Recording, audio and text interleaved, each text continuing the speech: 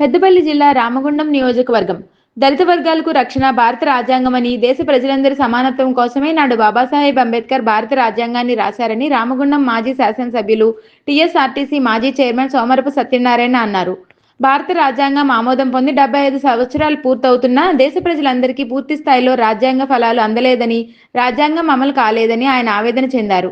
All India Ambedkar యువజన సంఘం, ఆలయ ఫౌండేషన్, తెలంగాణ అంబేద్కర్ భవన నిర్మాణ కమిటీ చారిటబుల్ ట్రస్ట్ ఆధ్వర్యంలో గోదావరిఖని పట్టణంలో చేపట్టిన పూలే అంబేద్కర్ జ్ఞానమాల కార్యక్రమంలో మాజీ శాసనసభ్యులు సోమారపు సత్యనారాయణ, 29వ డివిజన్ కార్పొరేటర్ ఇంజపూరి పూలేందర్ ముఖ్య అతిథులుగా పాల్గొని పూలే అంబేద్కర్ విగ్రహానికి పూలమాలలు వేసి జ్ఞానమాల కార్యక్రమాన్ని ప్రారంభించారు. అనంతరం మాట్లాడారు.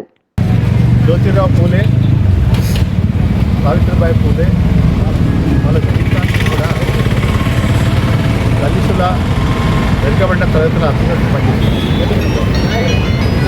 ఆడవాళ్ళకు, మహిళలకు చదివే అవసరం లేనప్పుడు సావిత్రిబాయి పూలే గుర్తుకొచ్చి మహిళల్లో చదువు అనేది వచ్చేది. అక్కడ నుంచి వాళ్ళ సన్నిహితుడు కలిసి పనిచేసిన డాక్టర్ బాబాసాహెబ్ అంబేద్కర్ అంచెలంచెలుగా ఎదిగి చాలా నైపుణ్యాన్ని పొందిన తర్వాత ఈయనైతేనే రాజ్యాంగం బాగా రాయగలుగుతాడు, ఎందుకంటే అందరి సమస్యలు తెలిసిన వాడు రాజ్యాంగం రాస్తేనే బాగుంటుందని కమిటీ ఒకటి ఇచ్చి దాంట్లో బాబా అంబేద్కర్ మహాసాహెబ్ అంబేద్కర్ గారు ఈ ప్రపంచంలో ఉన్న అన్ని వాళ్ళ రాజకీయాలు, వాళ్ళ రాజ్యాంగాలను చదివి అన్నిటికంటే అతి ఉత్తమమైనది, మన దేశానికి సరిపడేది హిందూ సామ్రాజ్యంగా ముందుకు వాళ్ళని ప్రొటెక్షన్ చేస్తూ దాంట్లో రాజ్యాంగం రచించడం జరిగింది. ఆ తర్వాత కొన్ని అవసరాలను బట్టి ఆ రాజ్యాంగాన్ని ఇంప్లిమెంటేషన్ చేసిన ఇబ్బందులు వచ్చిన కొన్ని అమెండ్మెంట్స్ కూడా జరిగినాయి. అది రాను రాను రాజ్యాంగంపై అందరూ కూడా వాళ్ళ స్వార్థం గురించి, ఓట్ బ్యాంక్ గురించి కొన్ని అసలు భారతదేశాన్ని అస్తిత్వం పోగొట్టేటటువంటి కొన్ని మార్పులు తేవడం జరిగింది.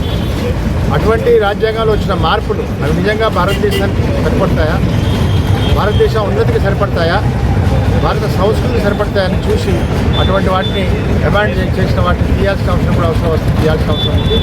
ప్రజలందరూ కూడా కష్టపడి ఈ రాజ్యాంగాన్ని ప్రొటెక్ట్ చేయాల్సిన అవసరము, రాజ్యాంగంలో పనికిరాని తీసేసే అవకాశం కూడా, పనికి రాకుండా చేసిన అమెండ్మెంట్స్ తీసేసి, ఎందుకంటే రాజ్యాంగంలో ఒక చిన్న వర్డ్ కూడా ఇక్కడికి మనకు ఈ భారతదేశానికి సూటబుల్గా ఉంది. అందుకని ఆ రాజ్యాంగాన్ని మనం గౌరవిస్తూ రాజ్యాంగం ప్రకారం అన్ని నడుచుకోవాలని చూస్తూ మనం రాజ్యాంగంలో ఏదైతే అమెండ్మెంట్స్ తెచ్చి తప్పులు జరిగినాయో వాటిని సవరించడానికి ప్రయత్నం చేస్తూ ఇక ముందు ఏదైతే ఈరోజు 75 సంవత్సరాల నుంచి మనం చాలా సంతోషపడుతున్నాం. కానీ 75 సంవత్సరాల్లో కూడా ఇప్పటికి కూడా పావర్టీ ఉంది. ఇప్పటికి కూడా కొందరికి చదువు అందడం లేదు, కొందరికి వైద్యం అందడం లేదు, కొందరికి ఆహారమే అందడం లేదు. మరి అటువంటి పద్ధతులు జరుగుతున్నాయంటే అప్పటి నుంచి ఇప్పటి వరకు ఇంప్లిమెంటేషన్ మెకానిజంలో కూడా చాలా తప్పులు జరిగినాయి. అందుకని ఇక ముందు రాజ్యాంగాన్ని బాగా స్ఫూర్తిగా తీసుకొని ఎవరు రాజ్యాంగాన్ని నడిపినా, అది సెంట్రల్ కానీ, స్టేట్ కానీ, లోకల్ బాడీస్లో కానీ రాజ్యాంగాన్ని స్ఫూర్తిగా తీసుకొని వాళ్ళు కార్యక్రమం చేస్తూ ఏదైతే అంబేద్కర్ గారు, జ్యోతిరావు పూలే గారు ఆశించినారో సమానమైన జీవితం అందరికీ దొరకాలని, అందుకని ఆ పావర్టీ లైన్ నుంచి ముందు బయటకు వచ్చే వాళ్ళను ఎట్లా తీసుకురావాలనే ప్రయత్నం మీద మేధస్సు పెట్టాల్సిన అవసరం ఉంది. అటువంటి చర్యలు కూడా తీసుకోవాల్సిన అవసరం ఉంది.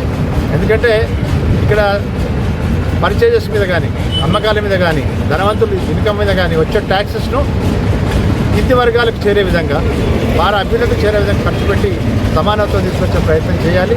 వాళ్ళు పైకి రావడానికి ఏదైతే రిజర్వేషన్స్ అవసరమో అటువంటి రిజర్వేషన్స్ అట్లాగే కాపాడుతూ పైకి వచ్చేంత వరకు వీళ్ళందరినీ కూడా ప్రయత్నం చేయాలని ఆశిస్తూ ఈరోజు నన్ను ఆహ్వానించిన మిత్రులందరికీ కూడా ధన్యవాదాలు చెప్తున్నాను.